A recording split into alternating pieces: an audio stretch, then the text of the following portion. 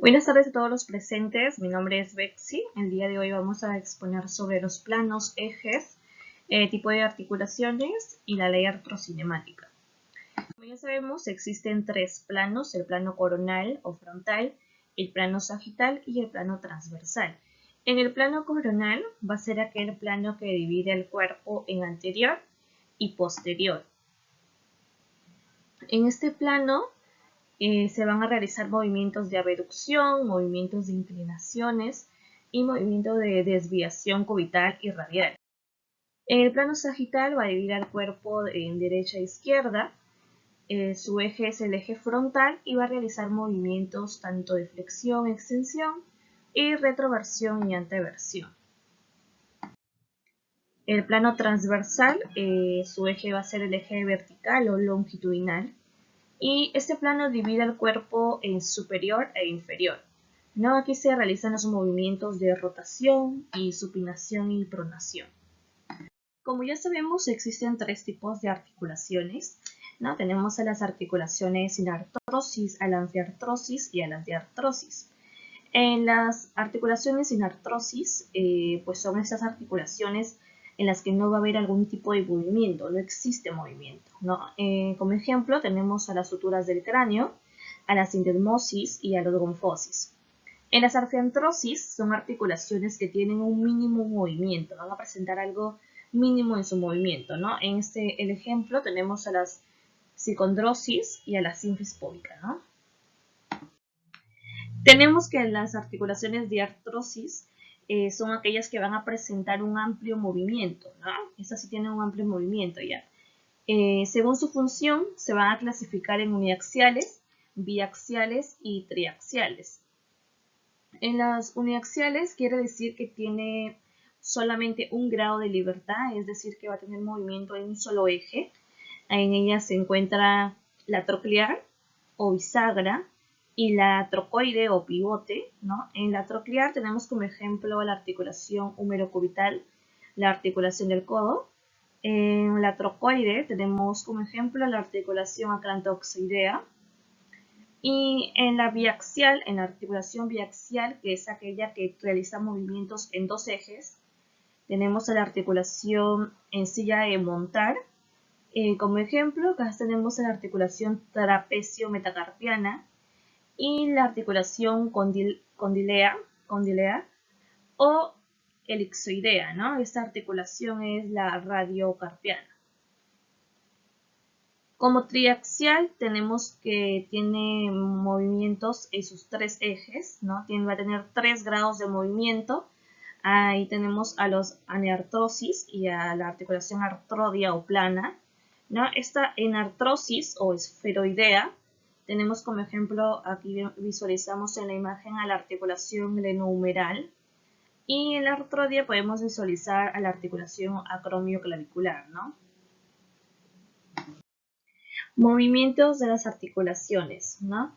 Bueno, tenemos que esos movimientos van a ser el movimiento de giro, el movimiento de rodamiento y deslizamiento, ¿no? Un tanto importante es que las superficies articulares siempre serán o cóncavas o convexas, ¿no?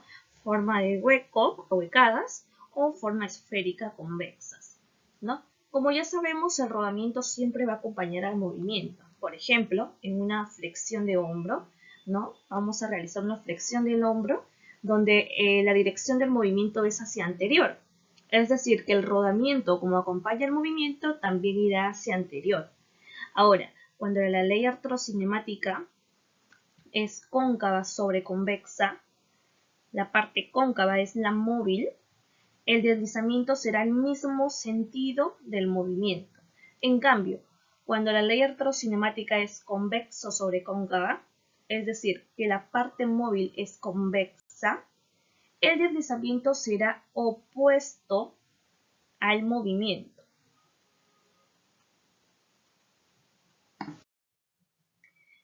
Ejemplo, tenemos acá el movimiento de flexión de hombro, ¿no?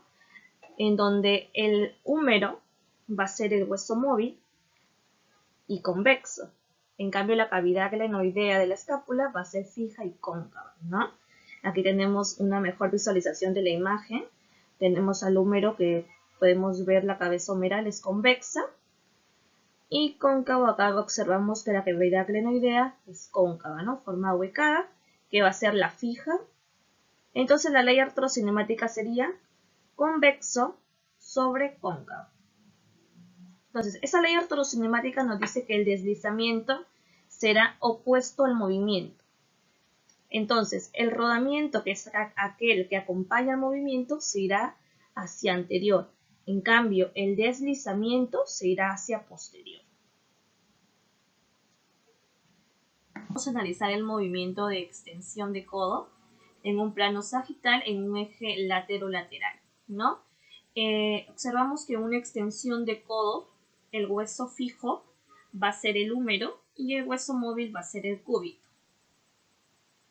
En esta articulación del codo, en la articulación húmero-cubital, tenemos que esta articulación es de tipo de artrosis, va a tener un amplio movimiento y esta articulación además es de tipo uniaxial porque solo tiene un grado de libertad, es de tipo trocleartrosis que va a actuar como bisagra, ¿no? Entonces tenemos que en la artrocinemática una extensión de codo donde el hueso fijo es el húmero y además que el húmero va a ser la convexidad por la tróclea humeral y el cúbito, que es el móvil, va a ser cóncavo por la escotadura troclear, ¿no? Entonces, la regla artrocinemática va a ser cóncavo sobre convexa. ¿Qué quiere decir la regla artrocinemática cóncavo sobre convexa? Que el deslizamiento va a ir al mismo sentido que el rodamiento. Entonces, en la extensión del codo el rodamiento va a ir hacia posterior. Entonces, el deslizamiento también va a ir hacia posterior.